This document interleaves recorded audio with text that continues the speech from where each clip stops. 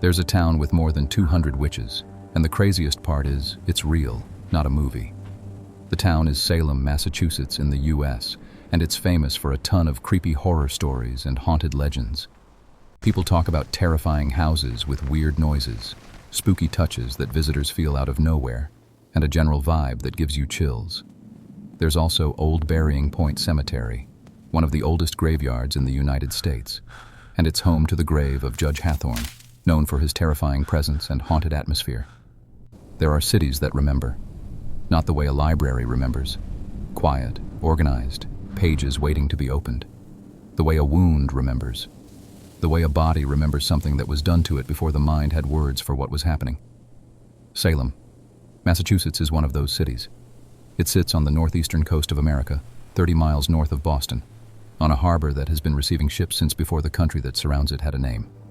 The streets are old, the houses are old, the stones in the ground are old, and underneath all of it, underneath the tourists and the gift shops and the October festivals and the witch museums and the ghost tours and the decorative broomsticks in the restaurant windows, underneath all of that, something has been waiting for a very long time. Not patiently. Patiently implies acceptance. What waits in Salem does not accept. It persists. There is a difference. This is the story of what Salem is, not what it says it is, not what the tourism boards say, not what the history books say, though the history books come closer than anything else, because the history books contain things that most people read once and then set aside because the full weight of them is difficult to carry for very long. This is the story of what the city did, what it does, what it is still doing. Pay attention to the details. They all come back. Before Salem was Salem, it was a place the Naumkeag people had lived in for thousands of years. They called the area by a name that colonists later compressed and altered until it became the word we use now. The land along the harbor was fertile. The fishing was good. The forests were full. Then the ships came. The English arrived in the 1620s, and by 1626 a permanent settlement had been established on the neck of land between two rivers. They named it Salem, a derivation of the Hebrew word shalom, meaning peace. Peace. Hold on to that. The Puritans who settled Salem had come to the New World for a specific reason. They believed they were building a holy community, a society governed directly by the laws of God, a city on a hill that would serve as a model for all of Christian civilization. They were serious people, educated in many cases, deeply, genuinely devout. They believed in Scripture with a totality that is difficult to fully imagine now. And they believed, with equal totality, in the devil. Not as a metaphor, not as a symbol of human weakness, as a real, active, present force in the world. An enemy with agency and intelligence, and a specific interest in corrupting the souls of the faithful. The Puritans believed that Satan was especially interested in their community precisely because they were trying to build something holy. You don't attack what doesn't matter to you. This belief was not fringe. It was not the belief of the uneducated or the unstable. It was the consensus of the most respected theological minds of the era. Increase Mather, president of Harvard College, believed it. His son Cotton Mather, one of the most influential ministers in colonial New England, believed it. The governors believed it. The judges believed it. The entire apparatus of power in Massachusetts Bay Colony believed that the devil was real, present, and looking for a foothold. And so when the foothold came, when the first girl screamed and the first accusation was made, the structure that was supposed to protect people became the structure that destroyed them. That is the first thing to understand about Salem. The horror did not come from outside the community. It grew from the inside. The winter of 1692 was hard. It had been a bad few years in Massachusetts Bay Colony. King William's War, a conflict between England and France that spilled into the American colonies, had been grinding on since 1689, sending refugees flooding into Essex County from burned-out settlements to the north. The colony was under political pressure. Its original charter had been revoked, and a new governor was on his way but hadn't arrived yet, leaving a vacuum of authority. There had been smallpox. There had been drought. There had been raids from neighboring Native American tribes, brutal and sudden, leaving communities with a persistent sense of vulnerability that never fully resolved. And in the household of Samuel Parris, the minister of Salem Village, a rural community a few miles inland from Salem town, two girls began to behave strangely. Betty Parris was 9 years old. Her cousin Abigail Williams was 11. They lived in the Parris household along with a woman named Tituba, an enslaved person from Barbados who served the family. In January of 1692, Betty and Abigail began having fits. They screamed. They threw things. They contorted their bodies into positions that frightened the people who watched. They said they were being pinched and bitten by invisible forces. They crawled under furniture. They barked. The local doctor, William Griggs, examined them and concluded, in the language of the time, that the evil hand was upon them. Witchcraft.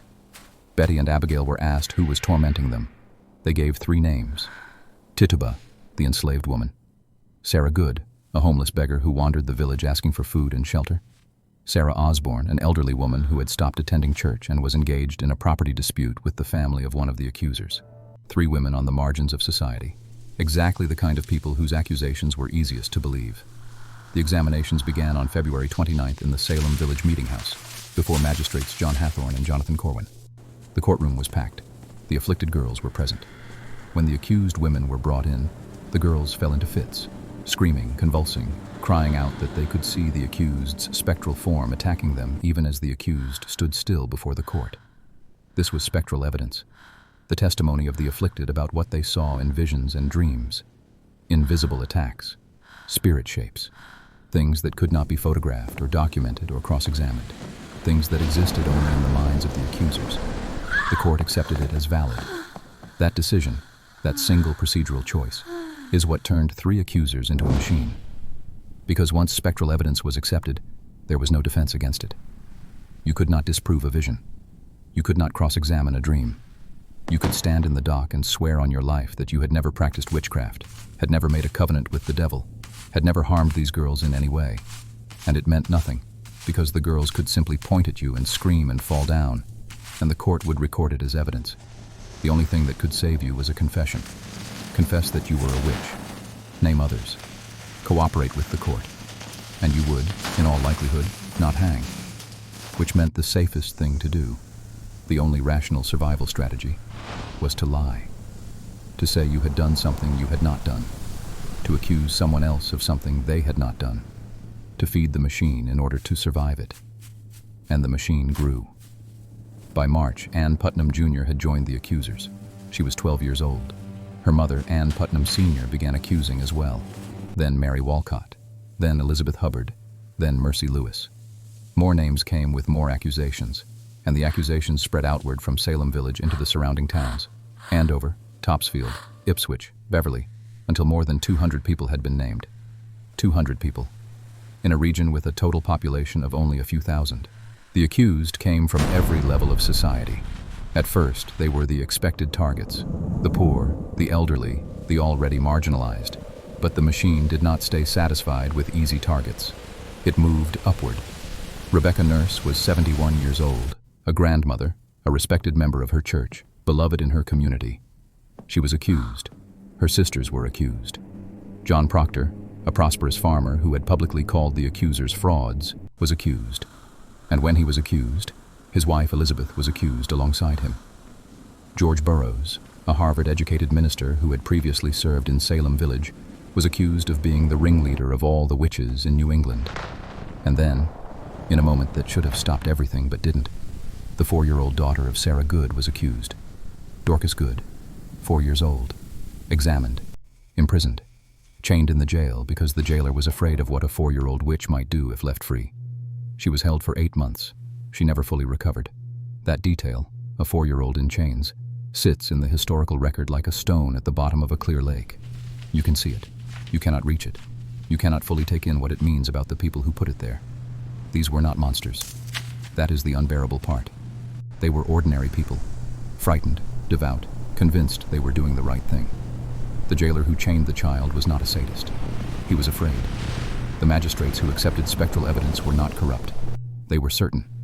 The girls who accused their neighbors. Some of them were lying, and some of them believed every word they said. Fear, certainty, and a system that gave both of them the authority of law. 4. The court. In May of 1692, the new governor of Massachusetts Bay Colony, Sir William Phips, arrived from England. He found a colony in crisis, the jails overflowing, the accusations multiplying, the entire social fabric of Essex County fraying under the weight of suspicion. He did what governors do. He created a special court to handle the situation. The Court of Oyer and Terminer, Latin for to hear and decide. It began its work in June. The first person it tried was Bridget Bishop. Bridget Bishop was in her late 50s or early 60s. She had been accused of witchcraft once before, years earlier, and acquitted. She ran a tavern. She wore a red bodice in a community where red was considered immodest. She was outspoken. She had been married 3 times. She denied everything. The court found her guilty on June 2, 1692.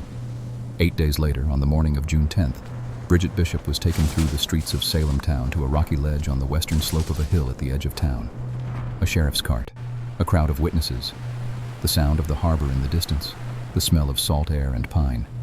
She was hanged, and the court of Oyer and Terminer had its first execution. 5 more followed in July. Rebecca Nurse, Sarah Good, Elizabeth Howe, Susanna Martin, Sarah Wilds. Their names are carved in granite now at the memorial on Proctor's Ledge. Their names are there because someone decided 300 years later that names in stone were the least the city could do. In August, 5 more, including George Burroughs, the Harvard minister, who recited the Lord's Prayer perfectly from the scaffold, something witches were supposedly incapable of doing. The crowd wavered. Cotton Mather, watching from horseback, calmed them with a speech about how the devil was capable of appearing as an angel of light, and that Burroughs' apparent piety was itself proof of his deception. They hanged him. In September, 8 more. And Giles Corey. Giles Corey was 80 years old. He was a farmer, a difficult man by most accounts, litigious, stubborn, known for a temper. He had, earlier in the crisis, testified against his own wife, Martha, when she was accused. He had said things in court that were used against her. Perhaps he regretted it. Perhaps that is why he made the choice he made. When Giles Corey was accused of witchcraft, he refused to enter a plea. In the English legal system of the time, a trial could not proceed without a plea of guilty or not guilty. A defendant who refused to plead could be subjected to a procedure called peine forte et dure, pressing, in which heavy stones were placed on the defendant's chest to force a response. The idea was that eventually the defendant would either agree to enter a plea or die. Giles Corey chose to die. He was taken to a field. He was laid on the ground. A board was placed over his chest. Stones were added one by one over the course of 3 days. They were heavy enough that he could barely speak. The sheriff, it is recorded, occasionally used his cane to push Corey's tongue back into his mouth when it protruded under the pressure. At various points, Corey was asked if he would enter a plea. His answer, recorded by witnesses and preserved in the historical documents, was always the same: more weight. He died on September 19, 1692. His wife, Martha, was hanged 2 days later. Why did he do it? Some historians believe it was a calculated legal maneuver. If he died without entering a plea, he could not be convicted, and his property could not be confiscated by the court. His estate would pass intact to his heirs, rather than being seized as the property of a condemned witch. That may be true, but there is another possibility. The simpler one. He was 80 years old. He had watched the court take person after person, his neighbors, his friends, eventually his wife, and find them guilty regardless of the evidence. He knew what a plea would mean. Guilty or not guilty, the outcome was the same. He had seen the machine work. He understood that there was no path through it that ended well, and so he chose the one path that the machine could not follow. He chose not to play. More weight. Those 2 words are the most defiant thing anyone said in Salem in 1692. They are also the most heartbreaking. An 80-year-old man telling his killers that they could press harder and it would not matter, that he was done cooperating with a system that had already decided. The stones are gone. The field is a parking lot now, but the weight of what happened there is still in the city, in the way weight stays in a body long after the thing that caused it is gone. 6. The voices. Nobody listened to. Here is what the history books don't always emphasize enough. People said something was wrong. From the very beginning, there were people in Salem who looked at what was happening and said clearly and directly that it needed to stop.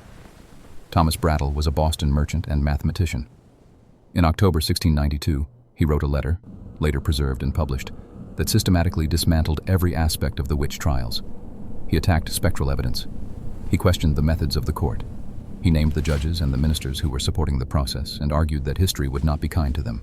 He wrote with the clarity and precision of a man who had decided that the truth was worth the risk of saying it. Increase Mather, Cotton Mather's own father, the president of Harvard, wrote a treatise arguing that the standards of evidence used in the witch trials were insufficient. He is credited with the line that would become famous: "It would be better that 10 suspected witches should escape than that 1 innocent person should be condemned." He was right. The court kept going. Robert Califf was a Boston merchant who spent years after the trials collecting evidence of their injustice and eventually published a book in 1700, More Wonders of the Invisible World, that was a direct and detailed attack on Cotton Mather and the conduct of the trials. Cotton Mather's supporters reportedly burned copies of the book in the Harvard yard. They burned the book because the alternative was sitting with what the book said. And here is the thing that keeps coming back. The thing that makes Salem not just a historical tragedy, but something that resonates in a way that doesn't diminish with time. The people who saw the injustice and said so clearly were not ignored because they were wrong. They were ignored because the people in power had too much invested in being right. The court was not run by idiots. The ministers were not uneducated. The magistrates were not incapable of reason. They were capable of reason. They chose not to apply it, because applying it would have meant admitting that the 20 people who had already died had died for nothing, that the system had not been protecting the community from the devil, that the system had been the devil. That is a thing that is very hard to admit. And so instead of admitting it, they kept going, until they couldn't anymore. The machine broke the way machines usually break. It overreached. By September 1692, the accusations had climbed so high in society that they had begun to threaten people with genuine power. The wife of Governor Phipps was accused. Members of the Boston clergy were accused. A former governor, Thomas Dudley, had his name mentioned. When the accusations reached the powerful noticed that the evidence was not convincing. Phipps dissolved the Court of Oyer and Terminer in October. He ordered that spectral evidence could no longer be used in witch trials. He created a new court, the Superior Court of Judicature, to handle the remaining cases. The new court, working under the new rules, found almost everyone not guilty. By May of 1693, Phipps had pardoned everyone still in prison. The machine stopped. 19 people hanged, 1 pressed to death, at least 5 dead in jail, hundreds imprisoned, thousands of lives disrupted by accusation, suspicion, and fear. And then, silence. The court stopped. The ministers moved on. The colony tried to resume normal life. There was a profound and collective desire to not talk about what had happened, to lower it into the past as quickly as possible and cover it over. It didn't work. It never works. 8. The Reckoning. How long it takes. January 14th, 1697. The Massachusetts General Court declared a day of fasting and prayer for the tragedy of the Salem witch trials. Judge Samuel Sewall, one of the judges who had signed the death warrants, stood in his church while his pastor read a statement he had written, admitting his guilt, asking forgiveness from God and from the families of the victims. He stood in silence while it was read. He bore the blame, the statement said, and the shame of it. He was the only judge who ever publicly apologized. The General Court declared the trials unlawful. The colonial legislature passed a bill restoring the legal rights and reputations of some of the accused. Not all of them. 22 names were listed. Many were left out. The families of those listed received financial restitution, a total of £600 distributed among the heirs of the dead. £600 for 19 lives, 315 years after the trials. The Massachusetts legislature formally apologized and passed a resolution clearing the names of several more victims. The resolution mentioned Ann Pooteater and certain other persons, but did not list the other persons by name. Certain other persons. They could not even be named in the apology. More names cleared by legislative action. Elizabeth Johnson, Jr., convicted of witchcraft in 1693, was officially exonerated by the Massachusetts legislature. She was the last named victim still carrying a formal conviction. The effort to clear her name was led, in part, by a class of 8th grade civics students who discovered the oversight and decided to do something about it. It took 8th graders. It took 8th graders in 2022 to finish a piece of paperwork that should have been completed in 1693. 329 years. That is how long the city of Salem sat with an unrectified injustice on its books.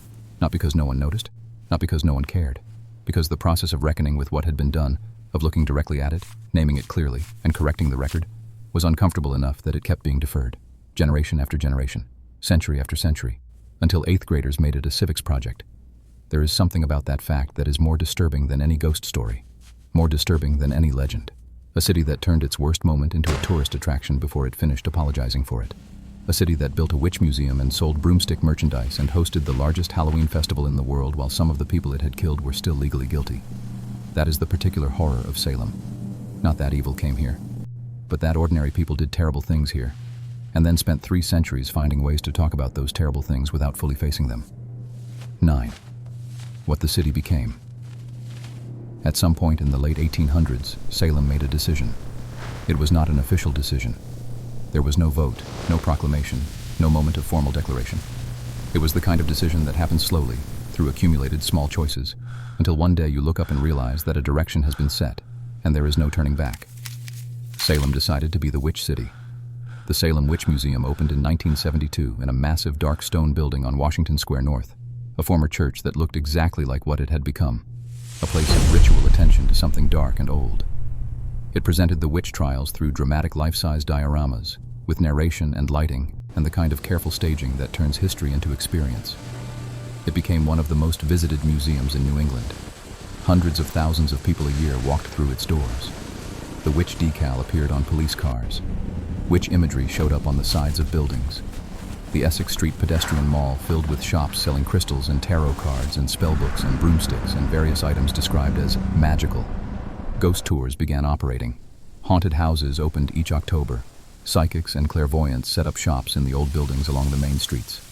By the 1980s, a real Wiccan community had established itself in Salem, practicing witches, in the modern pagan sense of the word, who lived and worked in the city and were part of its civic fabric. They were not the same as the accused witches of 1692, who were not witches at all but ordinary people destroyed by accusation. But their presence added a layer to the city's identity that was genuine and complicated and not easily summarized. And then, in 1982, the city of Salem launched the first Haunted Happenings Festival, Halloween weekend, family events, about 50,000 people. It grew. By the 2000s, it was a month-long event, drawing hundreds of thousands. By the 2010s, more than 1 million visitors came to Salem in October. The streets were packed. Hotels were booked months in advance.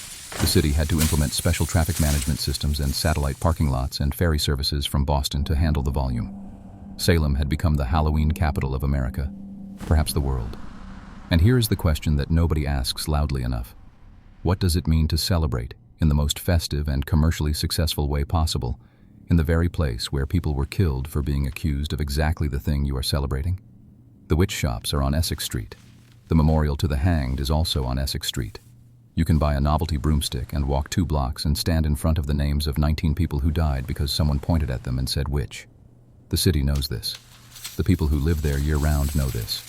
Many of them have complicated feelings about it, feelings that don't fit neatly into either celebration or condemnation.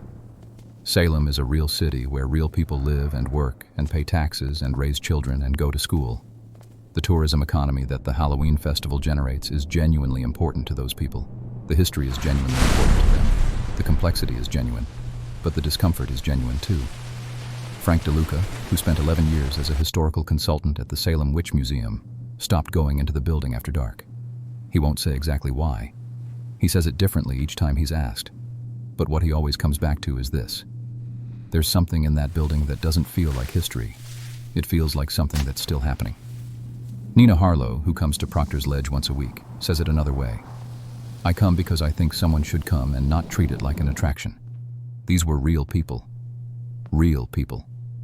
That phrase, so simple, so obvious, is the thing that Salem has to keep reminding itself of.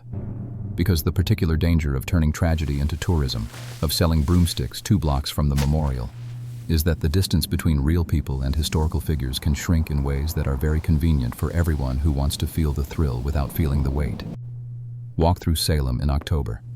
Not in the day, when the streets are full and the energy is festive and the costumes are clever and the lines are long and everything feels like a very well-organized party. Walk through Salem at night, after the crowds have thinned, after the ghost tours have passed through, after the last ferry from Boston has docked and the late visitors are drifting back to their hotels. Find Proctor's Ledge. It is still there after the crowds leave. The street noise fades at its boundary in a way that is specific to that place, as if the sound knows where to stop. The granite slabs in the ground carry the names whether you are looking at them or not. The trees lean over them. The sky above the ledge on a clear October night is deep and black and full of cold stars. Stand there for a while. There is a quality to the silence at Proctor's Ledge that is different from ordinary silence. It is the kind of silence that has been accumulating for a long time. 3 centuries of people standing in that place and trying to understand what happened and what it means, and whether understanding is even possible for a thing this large. Walk back toward the center of the city along Charter Street, past the Charter Street Cemetery, the oldest cemetery in Salem, Puritan headstones with carved death's heads and hourglasses, and the epitaphs of people who were alive when the trials happened, who were neighbors and witnesses and participants and victims, whose bones are in the ground directly beneath you as you walk. John Hathorne is buried there. Judge John Hathorne, the magistrate who presided over the preliminary examinations with a ferocity that later historians have described as prosecutorial to the point of cruelty, who never apologized, who died without apparently experiencing any recorded regret for what he had done, who is the great-great-grandfather of Nathaniel Hawthorne, who was so haunted by his ancestors' role in the trials that he added a W to his surname to distance himself from the family name, and who processed his inherited guilt through a body of work that includes The Scarlet Letter and The House of the Seven Gables, both soaked in the particular atmosphere of Puritan Massachusetts and its capacity for communal cruelty dressed as righteousness. Hawthorne's grave is there, a flat stone marker, his name, his dates. The graves of some of his victims are not there, because convicted witches were not given proper burial. Their families took their bodies in secret, in the night, and buried them in unmarked places. Rebecca Nurse's family buried her on her own property in Danvers. The location of most of the others is unknown. The executed dead of Salem's summer of 1692 are in the ground somewhere in Essex County, in places that don't have markers. Their accuser is in the city's oldest cemetery. They are not. That arrangement, that particular distribution of who got a grave and who didn't, was set in 1692 and has not been fully corrected. The memorial at Proctor's Ledge has their names, but names in a park are not the same as bodies in consecrated ground. They were denied that, and they are still denied it, because the locations of the burials are still mostly unknown. There is a version of Salem's story where the horror ended in 1693 when the governor stopped the trials, where the injustice was contained to a specific period in history, mourned at a proper distance, corrected as thoroughly as any 3-century-old injustice can be corrected, and then left in the past where history lives. That version exists. It is available. People choose it. But there is another version, and it is harder to look at directly. In this version, what happened in Salem in 1692 was not an anomaly. It was a demonstration of something, of what fear can do when it is given authority, of what certainty can do when it is not required to face evidence, of what ordinary people can do to each other when the system that is supposed to protect them decides instead to weaponize their vulnerability. That version does not stay in 1692. That version has no particular address. It shows up again and again across American history, wearing different clothes but carrying the same structure. A community in fear, an authority that channels that fear into accusation, a process that substitutes spectacle for evidence, and ordinary people, not monsters, never monsters, doing terrible things to each other because the system told them it was right and necessary, and the alternative was to admit that something had gone very wrong. Arthur Miller knew this in 1953, when he wrote The Crucible as an allegory for McCarthyism, the anti-communist witch hunts that were, in his moment, destroying careers and lives through accusation and spectral evidence, and the same machine that had run in Salem 260 years earlier. He was right then. He is right now. The play is still performed. The parallel is never not available. Salem is not a warning that was issued and heard and acted on. Salem is a warning that was issued and heard and set aside and keeps having to be issued again. The fog comes every year. It comes off Salem Harbor in October, the same way it has come every October for as long as anyone has been keeping track. It settles into the low places first, the spaces between the old houses, the hollows along the waterfront, the area around Proctor's Ledge where the ground dips slightly before the slope. It moves through the city slowly, not blown, not driven, just flowing from low to high the way water flows, following the paths of least resistance. The trees are bare by the end of the month. Their branches make the same shapes they have always made against the October sky, reaching, interlocking, the kind of shapes that the human eye is wired to interpret as figures, as forms, as something that might be moving if you look away and look back quickly. The tourists come, more than 1 million of them. They come with their costumes and their cameras and their genuine delight and their genuine curiosity and their Halloween spirit, and they fill the streets and the shops and the restaurants and the ghost tours and the museums, and the city accommodates them because the city has learned to accommodate them, because this is what Salem does in October now and has done for decades.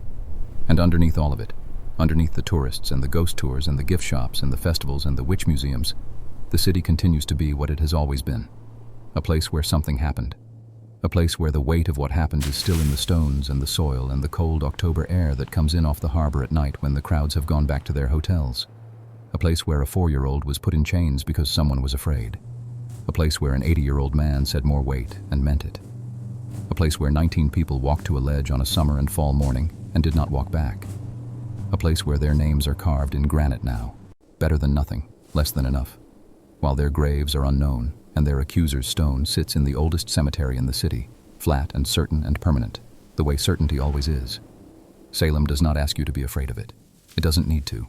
It just asks you to pay attention, to notice the quality of the silence at Proctor's Ledge after the crowds leave, to think for just a moment about what it means that the last convicted witch in Salem was exonerated in 2022 by middle school students because the adults had found other things to do. To consider that the horror of this place is not in the ghost stories, though the ghost stories are here and they are easy to find. The horror is in the facts. The plain, documented, archived, unambiguous facts of what people did to each other in this city in 1692, and how long it took to begin to answer for it, and whether the answer is finished yet. Walk through Salem in October. Let the fog come in. Listen to what the stones remember. They remember everything. They always do.